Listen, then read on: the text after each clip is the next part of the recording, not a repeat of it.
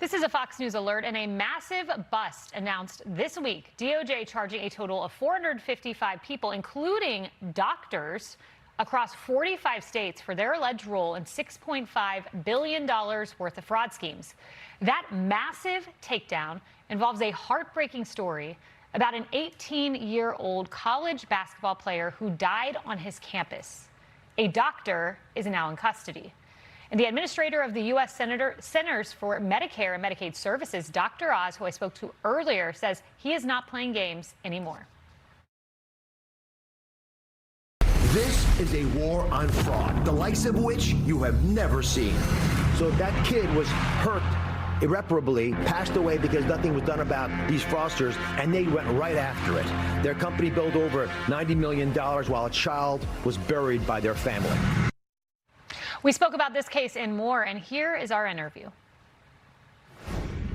Dr. Oz, thank you so much for being here. I want to start by asking you about a beautiful young man, 18 years old. We have his picture, Kaden Francis. We often think about fraud having financial victims, but this is a human victim. Tell me about Kaden. So I spoke to Caden's mom, Julian, and wonderful kid, A student, was doing just fine. And she got caught up, the mom, in this scam where they were trying to scare parents, and then they would offer these tests to screen the hearts of these kids to make sure that they were healthy. The problem here is apparently the doctor never really looked at the tests. We believe that because the Department of Justice identified that within 11 seconds of getting the test results on this wonderful young man, they said he was fine.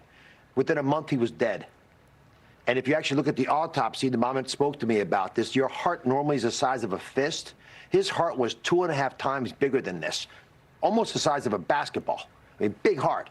And when you have a heart that large and you push it because you're playing sports, it'll stop sometimes. And that's what happened to this poor young man. Mother lost him. And in her words, she says he was like any street criminal who murdered somebody. That's how clear it was to her that he was a bad person, and she wants that doctor, in her words, to rot in jail so he doesn't hurt more people out on the streets, even though her son will never come back. And you beautifully point out the reality that these folks who are willing to steal from our most vulnerable are more than happy to take your health. They'll steal your life. And that's the pathology we're dealing with. The human cost of the fraud that we have tolerated, and especially since COVID, is massive. But it also corrupts the fundamental infrastructure of our social networks, of our programs to help people who are, as Hubert Humphrey said, I'm in the Hubert Humphrey building right now, the Health and Human Services building. He said it was a moral test of government to take care of those at the dawn of life, our children. Obviously, the system failed Kaden. Those at the twilight of life, our seniors. Hospice is a good example where we're failing them, and those living in the shadows.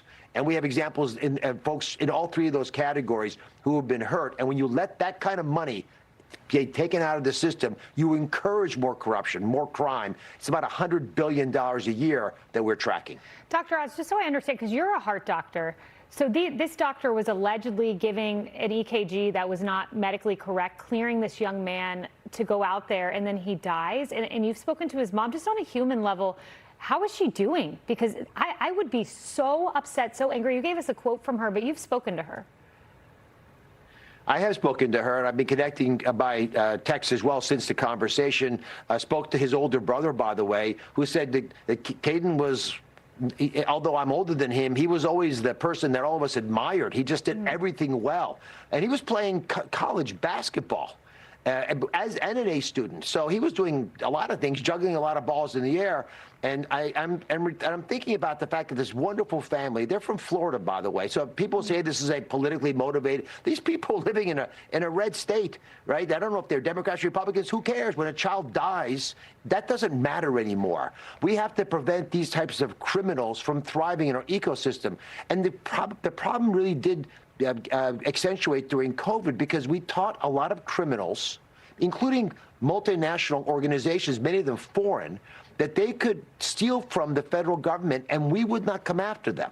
And we taught that in 4 years of mismanagement under the Biden administration, and the president came in and said, no more.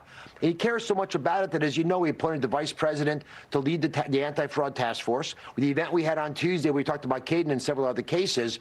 You know, we have hundreds of cases. Just in 2 weeks, we brought to the American people on Tuesday $6.5 billion of money now saved and brought back into our coffers. And Kelly, the human cost cost is apparent, the affordability issues there, because if you stop the fraud in Medicare, you will double the life expectancy of this precious program. Imagine that. Everyone who's working right now, they're paying taxes towards Medicare at 2.9%, right? You could assure yourself that it'll be there for you because we will double the life expectancy of the Medicare Trust Fund if we cut the fraud out. So it makes it more affordable. We feel proud of a system that's able to be sustained. We take care of our people more effectively. Who would be against that? Right. Doubling the solvency of the Medicare Trust Fund. That's crazy. This fraud has consequences. I also want to ask you about Orrin Satcher.